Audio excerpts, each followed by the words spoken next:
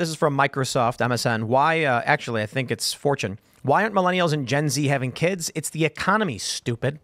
Yeah.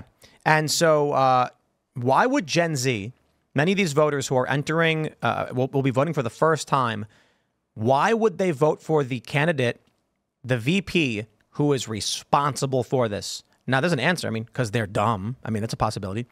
But it's not all Gen Z. The people who vote for Kamala, regardless of age, are dumb.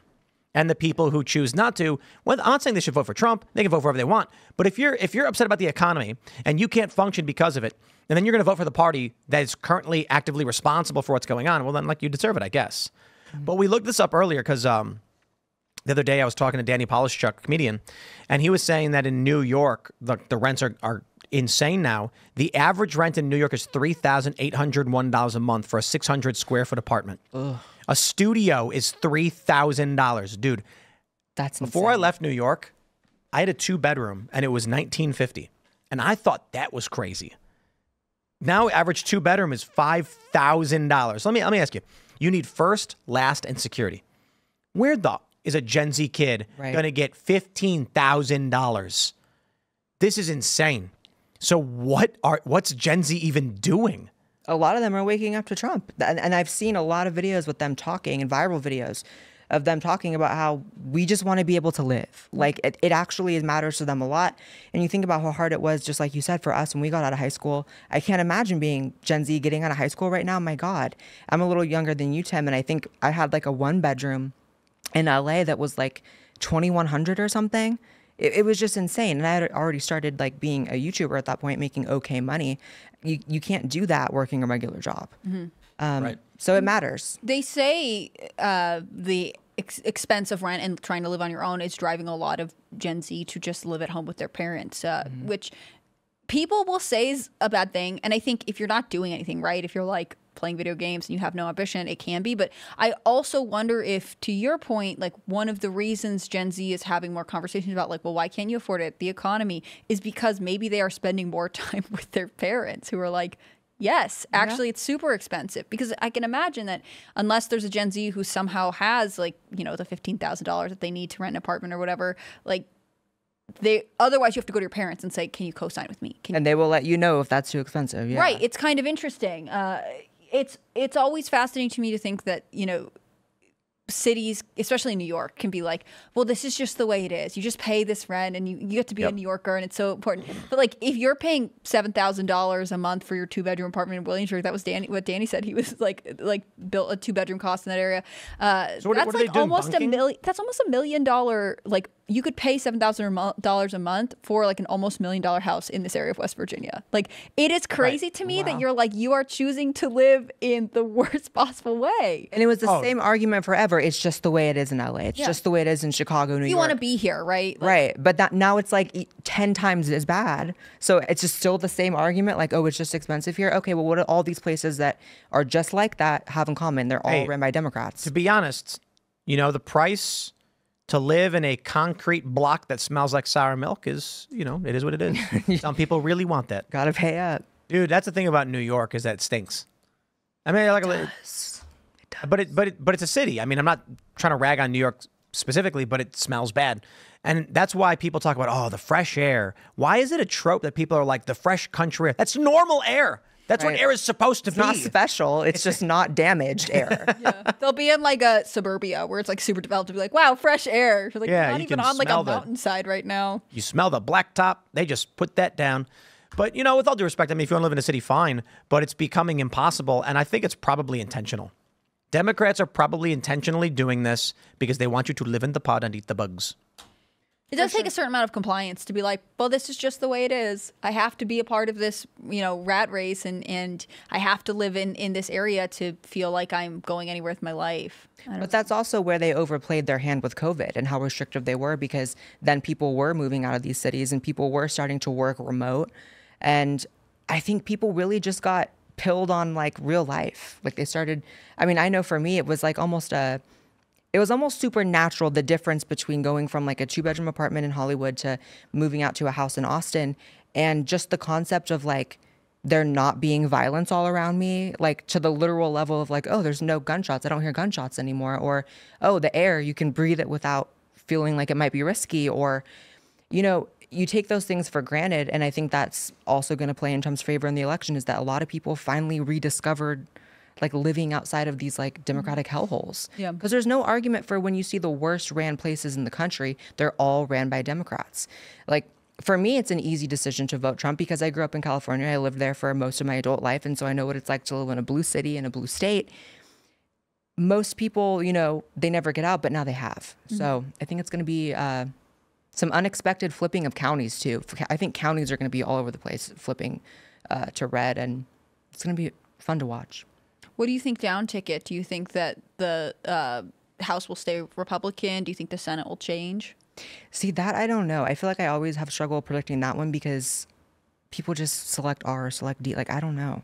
Vote down tickets. Yeah. Obviously. All I know is culturally, Trump is more popular, which probably does filter down to everything, you know?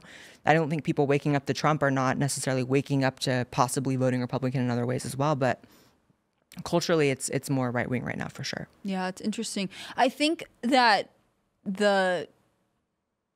my impression, and maybe you would know better than I would because you're more like into TikTok and you're more aware of this than I am because I'm effectively a boomer. But I think a lot of younger voters are open to the idea that this label of Republican and Democrat is not perfect. And so they are able to see across the aisle more than older generations. I think that they're able to say, like, and I think some of it is cultural, like attitudes on marijuana, right? That used to be like kind of built as like a hippie left thing. But actually, I think there are a lot of like crunchy right wing people who are like, no, we need to stop taking big pharma and we should see what we can use and whatever else. Or like, I don't know, there's a lot of like cultural stuff where if you ask younger generations, they're actually more moderate or they're more willing to talk to each other about it than older generations.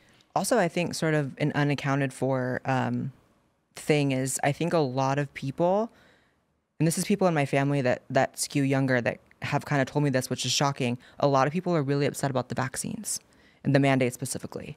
Not necessarily that it harmed them or anything, but I think a lot of people are kind of horrified that one side of the aisle forced a needle into their arm. Like I was talking to my nephew the other day and he just randomly said something about how like, I don't want to ever hear about a vaccine ever again. Oh, I was how like, old is he's 18. And I was like, elaborate. And he's like, I just agree with you on the vaccines. I guess he's watched whatever of me talking about that. And that was shocking because again, he grew up in a school system. He's like a liberal or what? I don't think he's necessarily anything, but like I said earlier, he grew up under a far left establishment, unlike us, who a lot of our generation, the millennials, I think were rebelling against like, Judeo-Christian, more of a right-wing culture. They grew up with rainbow flags in their classroom and their teachers making them kneel to Black Lives Matter during the riots, which is insane. And that's just another thing to account for, that like the rebellion now is voting Trump. It's Democrats aren't the counterculture that they sometimes think they are. They are very much mainstream and establishment. I mean, if your issues are like the jokes on, sitcoms on TV, then you are probably not counterculture. You're not the resistance if all the celebrities agree with you, you know? Yeah, I told this story before, but I went to a skate park and Black Lives Matter was spray painted on one of the ramps. And it's just like, I started laughing because there's some kid sitting by it. And I'm like, who spray painted Amazon's corporate slogan on a skate ramp?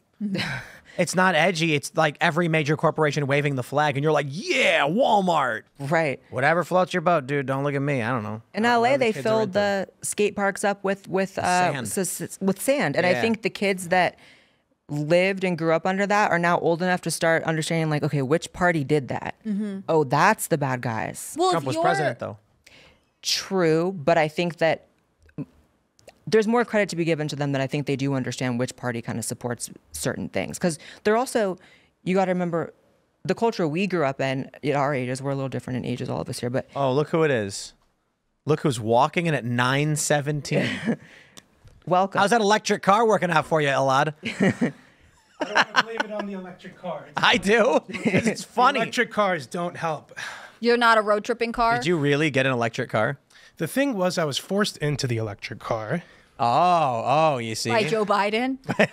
I ordered from Hertz a full-size vehicle. I show up to the place. She's like, I show up to the place and the guy's just like, yep, we only got EVs. And I was just like, oh, cool. Can I hang out for a bit? Maybe somebody will show up.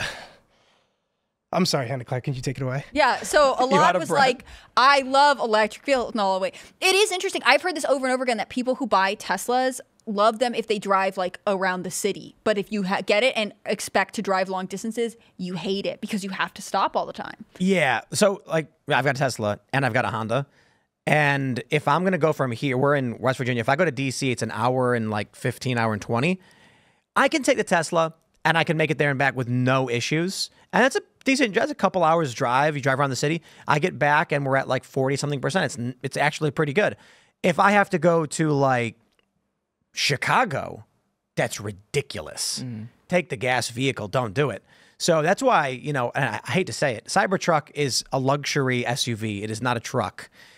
You know, if you're going to Home Depot to pick up some stuff you want to throw in the back that can fit, fine. But the idea of pulling a fifth wheel with a Cybertruck is laughable. Yeah, All right, Take it I camping with caught you? my breath. Here's what happened. I ordered a full-size vehicle from Hertz. I show up to the place. The guy's like, yep, we only got electric vehicles. Like, there's nothing I could do. He's like, if you want, you can hang around a bit. Maybe somebody will return something. Maybe something will show up. I wait there for like an hour. Nothing happens. I'm like, F it. Let's go. I take it. Not only do you have to go to a longer route, you have to go to like particular places to charge. When you do charge, you don't charge all the way. And then you get all this range anxiety for everything you do. You know, I don't like to speed, but sometimes you like to floor it. And like, I feel like you see a drop in percentage. I like to blast AC. I'm an energy consuming guy. I want to be able to go to the station, pump up 2 minutes, fill her up, and go. 2 minute man. I'm not trying to like hang around for 20 minutes when you're at some of these EV stations. Not only that, they're always crowded. Everybody there is so smug. They'll have like 4 stations. You'll be in like a Walmart parking lot. You won't charge all the way. You can only supercharge like 50 or 60%. As Tim said, it's a luxury. It's a nice toy. Thanks for checking out this clip from Timcast IRL. Make sure to watch the show live Monday through Friday at 8 p.m. Subscribe to this channel, and we will see you all there.